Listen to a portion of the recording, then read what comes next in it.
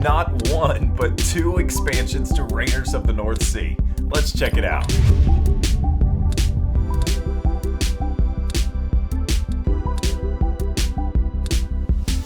Welcome back to the Board Game Closet. My name's Jimmy, and today we're looking at the expansions to Raiders of the North Sea.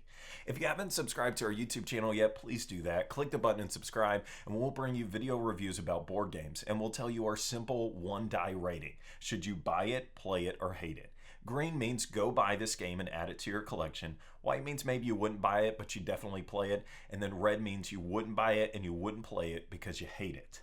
I'll tell you what I think about these expansions right at the beginning of my review, and then I'll spend the rest of the video review telling you why I gave it that rating. The expansions for Raiders of the North Sea get an awesome green. You gotta buy these games. Especially if you love the base game, you gotta buy these expansions. They need to be a part of your collection. And I'm gonna spend the rest of this video telling you why. First thing that I want to say is thank you to the designer of this game who shipped me these copies early so that I could take a look at them. I feel so privileged to be able to check those out, and I am excited to show you this video. So thank you so much. Now there are two different expansions that I'm talking about today. Hall of Heroes and Fields of Fame. And these are two separate expansions that you could play completely separate from the game. You don't have to have both of these to play the game. And at the end of this video, I'm going to talk a little bit about which one that I like better and can you play them both together, all of that kind of stuff. But first, let me kind of give you an overview of what each individual expansion does. The first expansion that I want to talk about is Hall of Heroes. And this adds a brand new board to the bottom of the game. And here you can take your worker and place them at the mead hall, which lets you recruit a new member. Basically, you're going to the tavern and you're hiring a new worker, or not hiring, but getting a new worker into your hand. And then they give you these cool little mead tokens, which is basically like a beer mug, I guess. And mead is a brand new resource in the game, which is like, changes everything, right? For you to be able to add a brand new resource that can change things is really cool.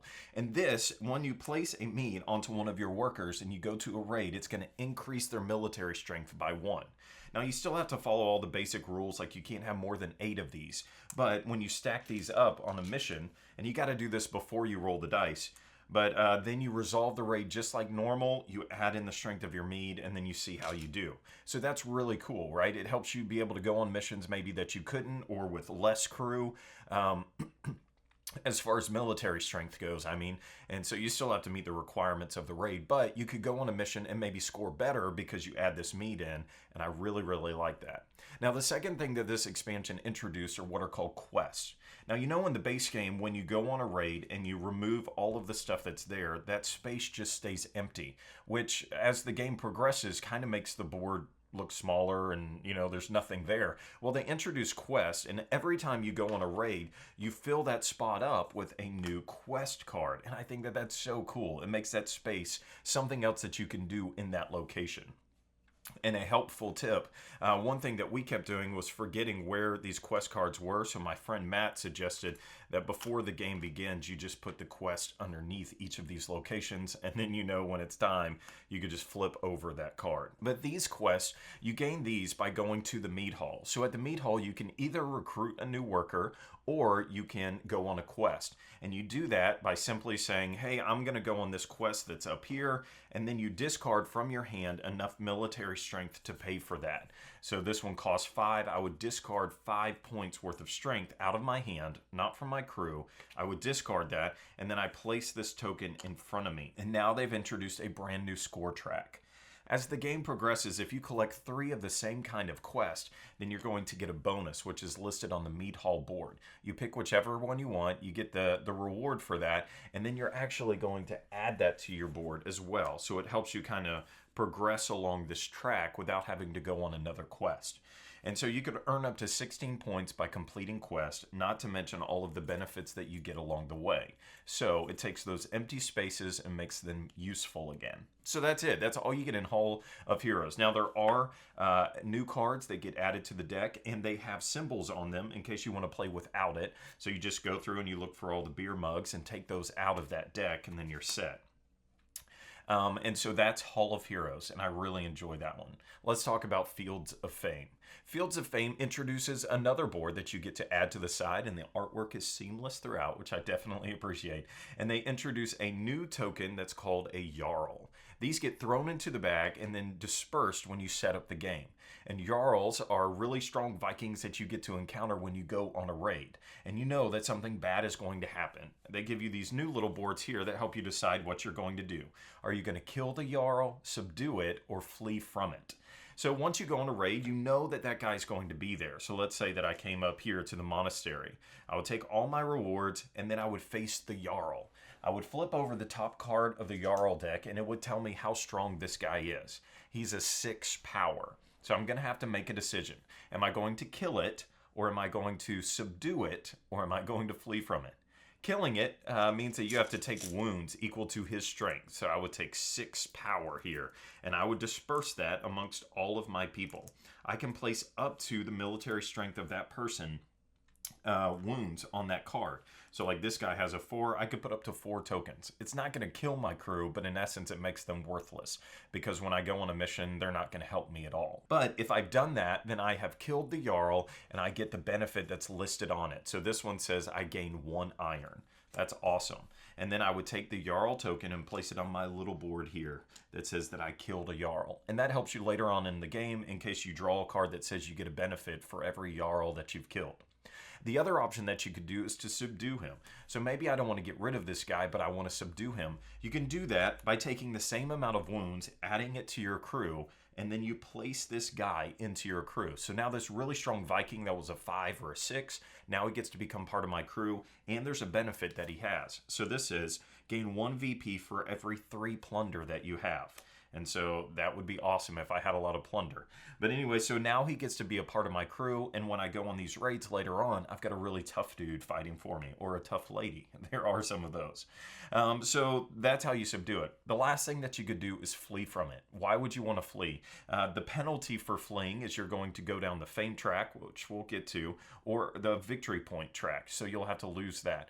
They also introduce in this expansion 3 new locations called Townships that you get to go to over here that you can fight for. And they also introduced the fame track, which is a lot of fun. The fame track is what happens when you kill a Jarl. When you kill a Jarl, you'll go up 2 spaces on the fame track, which is basically a whole new way to score points in the game. The other way that you can score points on the fame track, which is really cool and which works really well with the meat expansion, is if you completely obliterate a location. Let's say that I came up here to the outpost. You roll your dice, you add up your military strength, and if you've scored 16 points, which is the highest value here, you could get 4 victory points. That's awesome.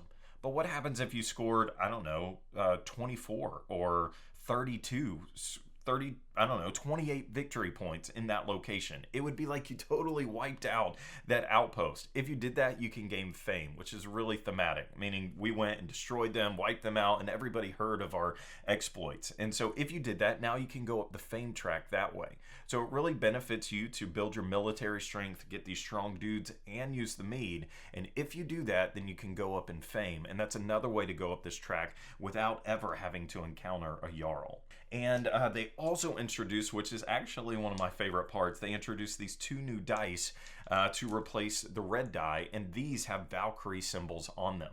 So now any mission that you go on that you use dice on, you potentially could lose one of your crew, which makes you rethink some of these missions and makes it a little bit more interesting. Instead of just rolling the die and knowing I'm going to win and no one's going to die, now you know if you roll this die, even on your best planned mission, somebody might head to the Valkyrie, or Valhalla. And then that's it. Each player does get a board. This is with the Hall of Heroes expansion. Each player is going to get a new board that gives you a spot to place all of your people. It tells you a few things, and it gives you a space to place your worker in between turns. So I really like that. So which expansion do I like better? I almost hate to say it, because I think that these work great together because of the mead and because of the fame. I think that you should play these together. It really doesn't add a ton to, or it really doesn't make sense to not play with the other because of how simple it is and adds to it.